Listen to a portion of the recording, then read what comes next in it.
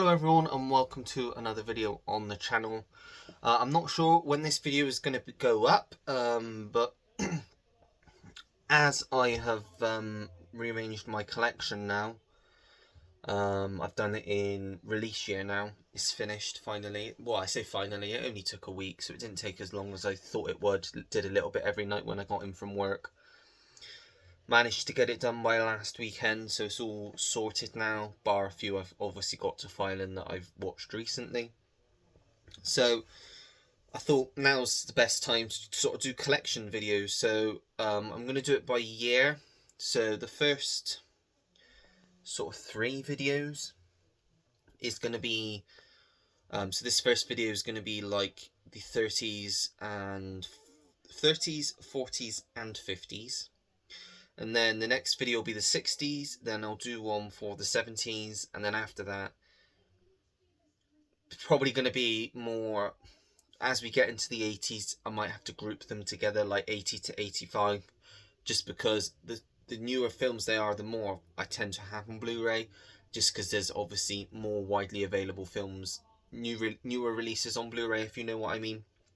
But anyway, enough waffling on.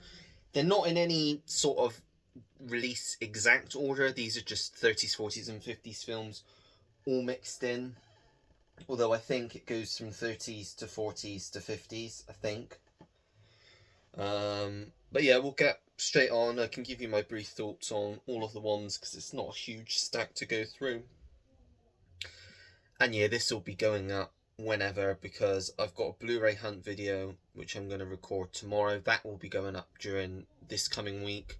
So potentially this one could be the week after. I'm going to try and stick to 2 videos every week now. Keep it sort of a bit smaller. But anyway, enough waffling on. The first film I have, The Wizard of Oz. A classic which I haven't seen for donkey's years. One that, as with quite a lot of people probably, childhood favourite. A lot of people probably grew up with this film as a child, as I did. Just a wonderful classic film, and obviously when it goes from black and white to colour, just absolutely beautiful stuff. It's a shame my slipcover's a bit damaged, but it's the film that counts really, and I've got it in the collection. I think I do need to go back and rewatch it because it's been absolutely years since I last watched this one. We are then going for Gone with the Wind, which was a first time watch last year. And yeah, it's a very, very long film, but a very well made film, I would say. It's not one that I can see myself going back to very often because of the runtime. It's like got over 4 hours, I want to say this one is. And you do sort of feel it after a while. I did have to sort of have a break in between watching it over a few days because it's a very long film. But it's a nice film, and I remember a few years back when it just went because they were trying to cut it and stuff, and I thought, what a load of bollocks. But I've got it, I've seen it, so yeah, that's Gone with the Wind. Going into the 40s now, and we're starting off with Brief Encounter, David Lean classic.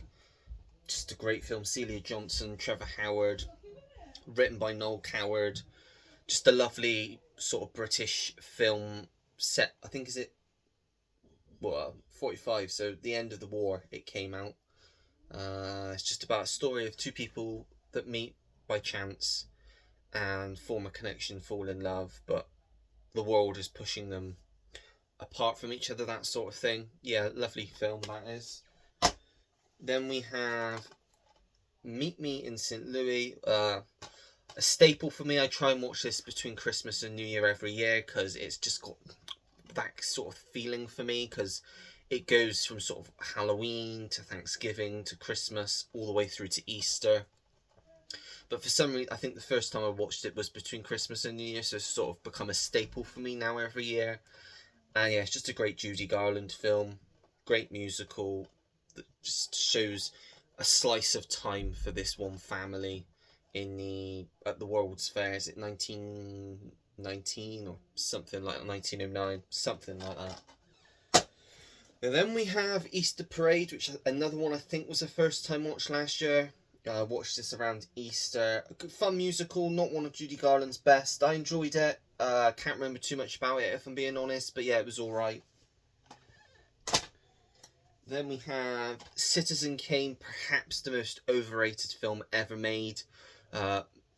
Is that a controversial opinion? I'll let you decide that one. I just don't see this film. It just winds me up how it's building up, and you get loads of people saying, "Oh, it's one of the best twists in cinema history," and the reveal, I was just astounded at how dumb it was, and just it's a fucking sled, and I'm like, that's what the whole movie was teasing, leading up to.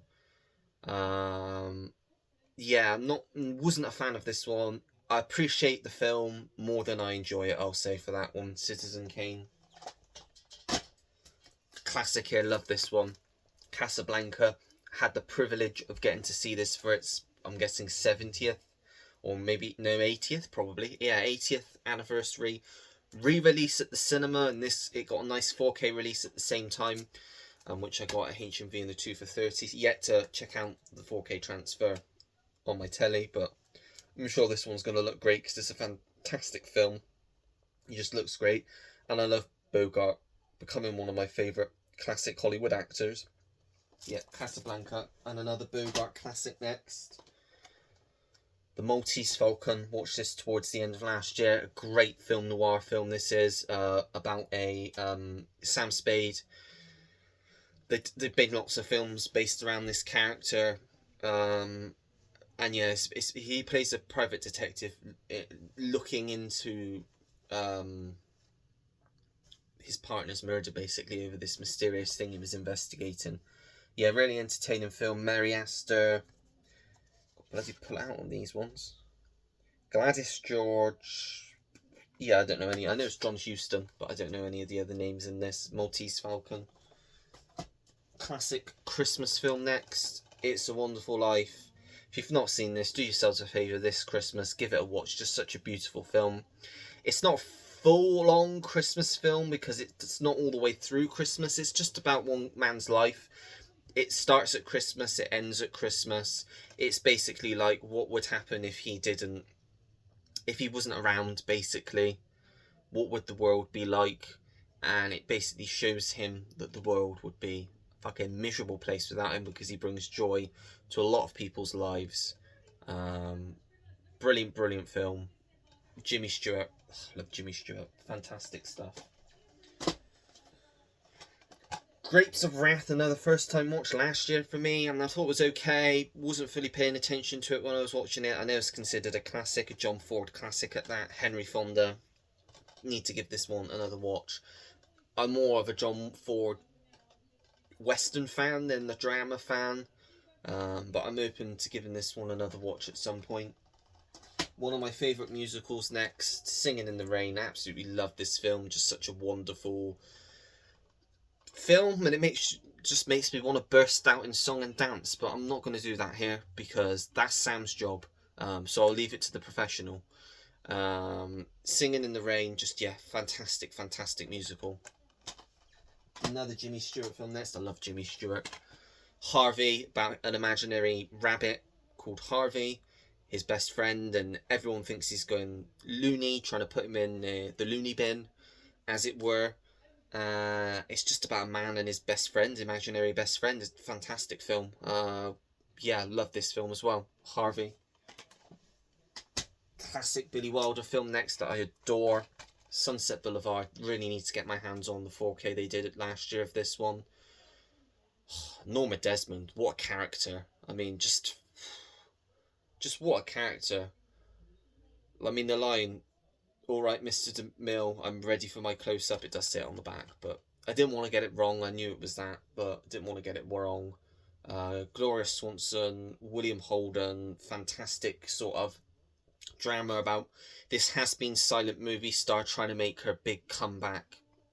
Yeah. They're trying to remake it. They have been for years with Glenn Close. Leave it the hell alone, please. Another classic film here, From Here to Eternity. Love this film. Great war film. Love war film. Burt Lancaster, another one that's becoming one of my favourites. Montgomery Clift, Deborah Kerr, Frank Sinatra. Donna Reed from It's a Wonderful Life. Just a great war film, sort of around Christmas 1941, Pearl Harbor. You got all that sort of stuff.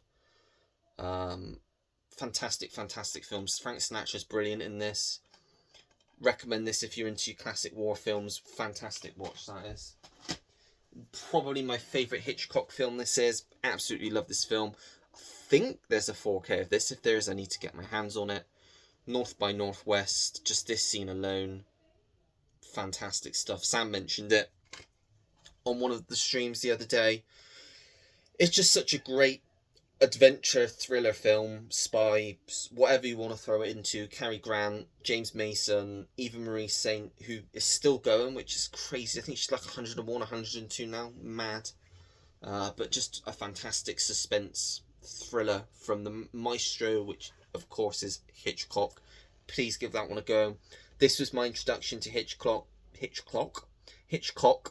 and I'm glad it was. I would recommend this as a starter for anyone that wants to get into Hitchcock, because you can't go wrong with that. Great Ealing comedy next. Another fantastic first time watch from last year. The Lady Killers, just a fantastic film. Alec Guinness is brilliant in this film. You've got Peter Sellers, Cecil Parker, Herbert Lom, Danny Green, Katie Johnson as Mrs. Wilberforce. Fantastic film. I know they remade it with Tom Hanks. I've not really got much desire to go and watch that one, because this one is perfect as it is. But yeah, just go and give this one a watch. Very funny, especially for its time now. However many years later, it's still just as funny and relevant. So yeah, that's The Lady Killers. Another classic Christmas film next. We've got White Christmas, another one that's become a staple for me. Danny Kaye. Bing Crosby, Rosemary Clooney, what's her name? Vera Ellen. Fantastic film about two singers after the war. They team up, become like sort of song and dance guys, go around the country on tour, and it gets to Christmas, and they basically go to this sort of getaway thing with this sister act, group, two sisters, and they all have a white Christmas. It's not Christmas though, so I can't sing that all the way through. Recent watch this one was. Yeah, and a good little film this was. Bad Day at Black Rock. Spencer Tracy, Robert Ryan. Love Spencer Tracy, what I've seen him in before. Just a fantastic sort of small scale thriller come drama about a guy. He's a World War II vet, gets off this train in this small town basically, and he's there to try and find out what happened to his friend that he sort of, their paths crossed in the war, and he's basically just there to find out what's happened to him, and all these people in this town have secrets to hide, don't want him there. Great stuff. And it clocks in at 94 minutes, so it's a nice tight watch. Give that one a go. Classic western here. Yeah, good film this is. The Big Country. About a year ago I watched this for the first time. Gregory Peck, Gene Simmons, Carol Baker, Charlton Heston, Burr Lives. Great cast. It's a William Wyler film. Set in the 50s. Well, not set in the 50s. Made in the 50s, sorry. Just fantastic. Big, sweeping, epic western, I would say this is. Give this one a watch. The Big Country. Another favourite first time watch last year. I did a watch along with Sam of this one, and I'm so glad that I finally watched it. I think this is just a Blu-ray, yeah, just a Blu-ray this one. 12 Angry Men, one of the best films ever made, directed by the great Sidney Lumet. Just Henry Fonda, Lee J. Cobb, Ed Begley, E.G. Marshall, Jack Warden, Martin Balsam. Lots of big names. Joseph Sweeney, who was in a film I watched the other day, which will be in my weekly watches, which you'll have already seen by now, so I might as well mention it. The Man in the Grey Flannel Suit with Gregory Peck. And he was great in that. Just great, contained story. Not much to it, but perfectly well written, directed, acted. Brilliant, brilliant film.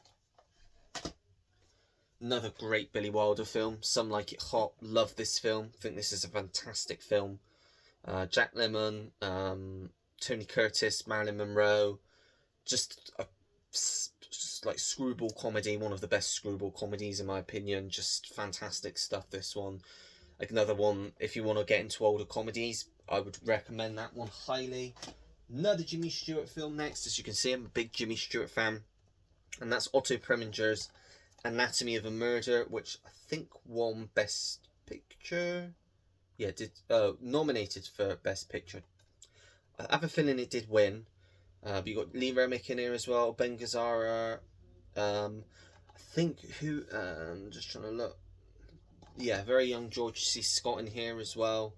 It's a courtroom film, so if you like your courtroom films, this is the OG, as it were. Fantastic film, that one. The Big Heat, Fritz Lang film, another film noir film, fantastic sort of private detective film. Glenn Ford, Gloria Graham. Yeah, good. If you want to get into film noir, I recommend this one. Getting to the end now, so I'm speeding things up. Another recent-ish watch. Love this as a western. High Noon, Gary Cooper, Grace Kelly. Another Fred Zinnemann film who did From Here to Eternity. Fantastic western.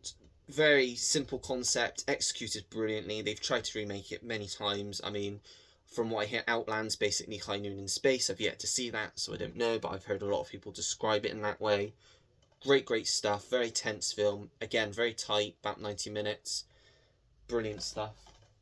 And last, but by no means least, another Cary Grant film. Also with Deborah Kerr, An Affair to Remember. Fantastic film. About two lovers, both engaged to different people. They say, if it doesn't work out, we'll meet in 6 months at the top of the Empire State Building. And that's the story. Follows their lives over the course of the 6 months. It's a will they, won't they sort of thing. They're friends, but are they going to end up being more? You've got to watch the film to find out. Fantastic classic film. Brilliant love story. Yep, An Affair to Remember. And that's it. That's all my 30s, 40s and 50s films. So only a very modest collection at the moment. But that's not counting any on that are unwatched, which I'm sure there are plenty that I still got to watch. You've got the likes of like Rebel Without a Cause I've seen, but it's in the James Dean set and I've only seen that. I've not seen the other two, so that's still on the watch pile shelf. Stuff like that. But give me some recommendations of older films that you think I should get around to watching. It may be that I've already got them and I just haven't seen them yet. But I'd love to get some recommendations for some classic films from these decades that you would recommend above all others that are essential viewing for a film lover. Because there's so many that I need to watch. I mean, we go into the 60s, there's stuff like 2001 I've still not seen. So still need to watch that. There's plenty of others. 50s, I'm looking at one in Inspector Calls. I've heard that's fantastic. I love Alistair Sim, so I really need to get around to watching that as well. Yeah, just let me know some more recommendations of some great films from these decades below in the comments section. And let me know your thoughts on the ones that I have seen and I've just shown below. I think a lot of them are classics and fairly recent watches, quite a lot of them as well. So I am getting around to them slowly. But yeah, if you like the video, make sure to give it a thumbs up. Subscribe if you want to see more videos like this. Turn your notification bell on so you know when I have a new video uploaded to the channel. Comment down below anything and everything. As you know, I always take the time to get back to anyone that leaves me a comment because I really do appreciate it. And that is it. So until next time, everyone, take care. Goodbye.